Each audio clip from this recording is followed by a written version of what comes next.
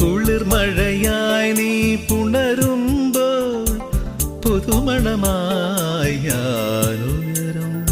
മഞ്ഞിൻ പാദസരം നീ അണിയും ദളമർമരമായി ഞാൻ ചേരും.